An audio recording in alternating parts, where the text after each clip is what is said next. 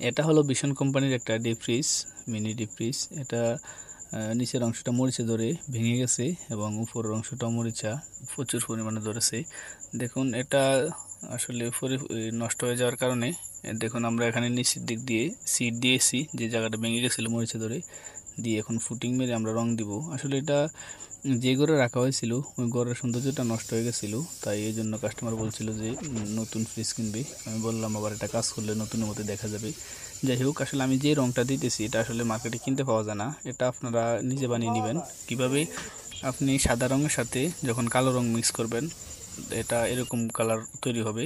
দেখুন আমাদের কাজের পরে ফিনিশিংটা আপনারা পরিমাণ মতো রং মিক্স করলেই পরিমাণ মতো কালার পাবেন, যে কোনো প্রকারের কালার তৈরি করতে পারবেন।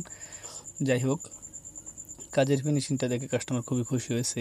যাই হোক, এখন আপনারা যারা এই ধরনের কাজ শিখতে চান ইলেকট্রনিক্সের, যেমন যে কোনো ধরনের ফ্যান, যে কোনো ধরনের মোটর কিংবা ইজি বাইকের মোটর, চার্জার, কন্ট্রোলার কিংবা ড্রিল মেশিন জাতীয় বিস্তারিত জানতে চাইলে আমাদের ইউটিউব চ্যানেলটি ফলো করুন।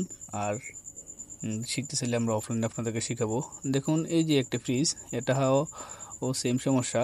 এটা দেখুন কম্প্রেসারটি ছিঁড়ে পড়ে গেছে। আমার দোকানে আনার সময় এটা কম্প্রেসারটি ছিঁড়ে আলাদা হয়ে গেছে, দরজাগুলো আলাদা হয়ে গেছিলো। তারপর আমরা মধ্যের সিটটা লাগাইছি আর হলো নিচের সিটটাও লাগিয়ে দিয়েছি নতুন, যাতে দরজাগুলো ভালোভাবে আটকায়, এবং ফুটিং মেরে দিয়েছি যাতে আবার পানি ঢুকে না নষ্ট হয়ে যায়।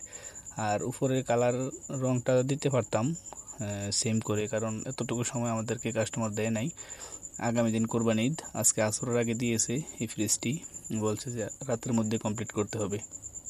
দেখুন এই নিচের অংশটা আমরা প্লেট বার দিয়ে কম্প্রেসারটা ওয়েল্ডিং করে আটকে দিয়েছি, যাতে কোনো সমস্যা না হয় আর ছিঁড়ে না পড়ে যায়। কাস্টমার আমাদের খুবই কম সময় দিয়েছে, তাই এভাবে কাজটি করতে হলো।